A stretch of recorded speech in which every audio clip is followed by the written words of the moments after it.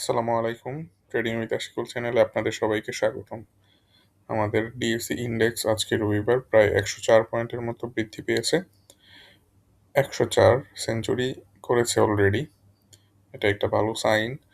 ১৩৫৮ কোটি টাকার মতো লেনদেন হয়েছে এবং মার্কেটের ডে আম এই চার্টটা যদি দেখেন সারাদিনের অবস্থা কিরকম ছিল, মোমেন্টামটা খুবই স্ট্রং ছিল। এটাকে একটা স্ট্রং মোমেন্টাম চার্ট আমরা বলতে পারি। এই ধরনের মোমেন্টাম নিয়ে হিউজ মানি ইনফ্লো হয়েছে।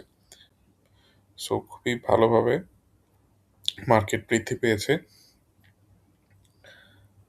আনফরচুনেটলি ট্রেডিং ভিউ চার্টের ডাটা আপডেট হয়নি। আজকে সবচেয়ে ইম্পর্টেন্ট দিন ছিল ডাটাটা আপডেট হওয়ার, বাট আজকের দিনটাই তারা মিস করছে। এনিওয়ে তাদেরকে খুব কড়াভাবে মেইল দিছি কয়েকটা, সাপোর্ট রিকোয়েস্ট করছি আর কি, প্রিমিয়াম অ্যাকাউন্ট থেকে।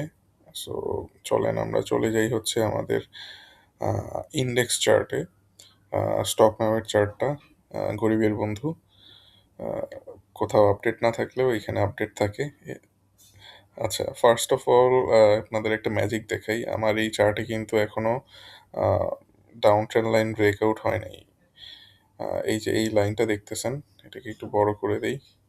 এই লাইনটা কিন্তু এখনো ব্রেকআউট হয় না। একটা huge down trend line breakout হয়ে গেছে সবাই বলতেছে বিভিন্ন প্ল্যাটফর্মে। ফেসবুকেও দেখলাম কয়েকজন দিয়ে রাখছে যে এটা ব্রেকআউট হয়েছে, বাট আলটিমেটলি ব্রেকআউট হয় নাই। এটার একটা কারণ হচ্ছে কেন আমার চার্টটা দেখতে এরকম লাগতেছে, সেটা হচ্ছে আমি লগারিদমিক চার্ট ইউজ করি। সো চার্টটা যদি লগারিদমিক চার্ট হয় তাহলে আপনার পার্সেন্টেজ ওয়াইজ দাম বৃদ্ধি হয়। লাইক ১০ টাকা থেকে যদি ১৫ টাকা হয় শেয়ারের দাম, তাহলে ৫০% বৃদ্ধি পায়। কিন্তু ১৫ টাকা থেকে যদি ১০ টাকা হয় তাহলে কি ৫০% কমে যায়? না। ওই যত কিন্তু নর্মাল চার্টে এই দুইটা সিমিলার দূরত্ব বুঝাবে, কিন্তু লগারিদমিক চার্টে ওইটা পার্সেন্টেজ ওয়াইজ দূরত্বটা বুঝাবে। আহ, এইখান থেকে লগারিদমিক চার্টটা সেট করা যায়। এই যে দেখেন, লগারিদমিকটা বের করে দেওয়ার পরে ব্রেকআউট হয়ে গেছে অলরেডি দেখাচ্ছে, কিন্তু যখনই হচ্ছে লগারিদমিকটা নিলাম, চার্ট ব্রেকআউটটা আর একটু পরে হবে ব্রেকআউটটা। সো আমি অনেক অ্যানালাইসিস করলাম বিভিন্নভাবে, বিভিন্ন নিয়ে। এই জিনিসটা মানে আমার বেশ সময় লাগছে। নর্মালি খুবই ইজিলি বোঝা যায় সব কিছু, কিন্তু এটা যেহেতু আমাদের ইন্ডেক্সের একটা চার্ট এবং এটার গুরুত্বটা যেহেতু অনেক বেশি, সো অনেক বেশি সময় নিয়ে এই চার্টের আপডেটটা বা অ্যানালাইসিসটা করলাম। ফার্স্ট অফ অল আপনাদেরকে যেই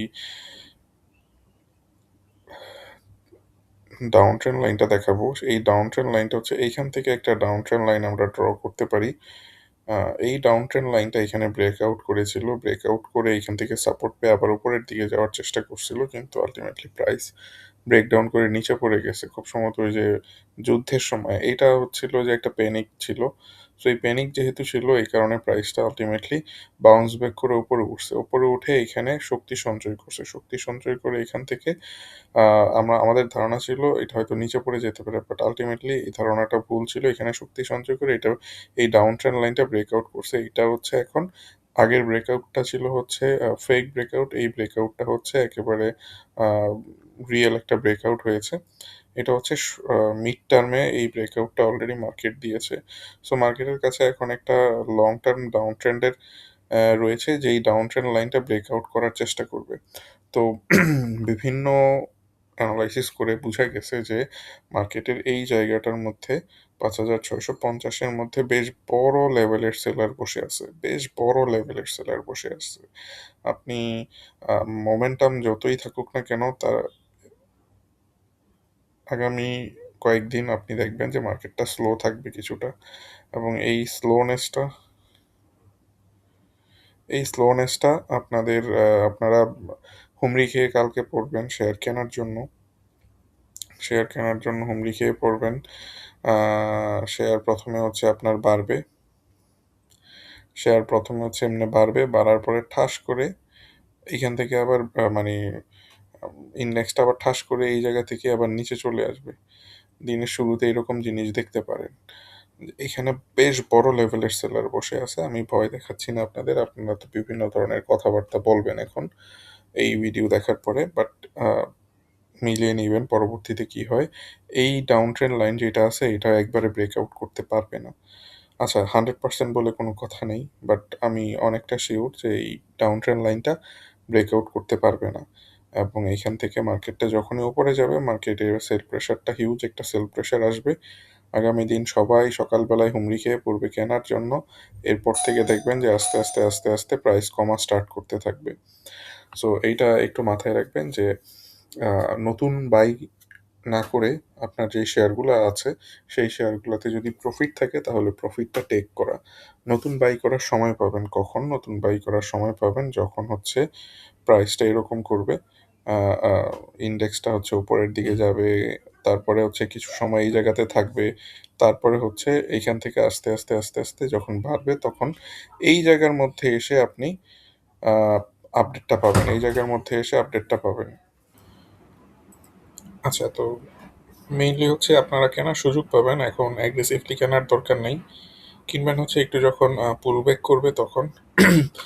আর পুল ব্যাক না করে এদিক থেকে বের হয়ে যাওয়ার সম্ভাবনাটা আমার কাছে 10%।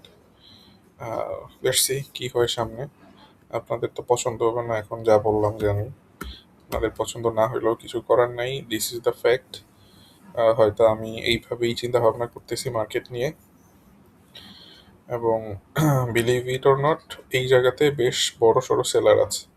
এই জায়গার মধ্যে বেশ বড় সড়ো সেলার আছে এবং এইটা বিভিন্নভাবে চেক করে ক্রস চেক করে দেখতে পারছি যে এই জায়গাতে সেলারটা বসে রয়েছে এবং এরা হচ্ছে বিক্রি করবে। সো একটু সাবধানে থাকবেন। এখান থেকে যদি এখন একটু পুলব্যাক না করে এখানেই যদি কয়েকদিন থাকে তাহলেও বুঝতে পারবো যে এটা আসলে ব্রেকআউট করবে না নিচের দিকে যাবে। তো এনিওয়ে সবাই একটু সাবধানে ট্রেড করেন। আপনাদের জন্য শুভকামনা থাকলো। আল্লাহ হাফেজ।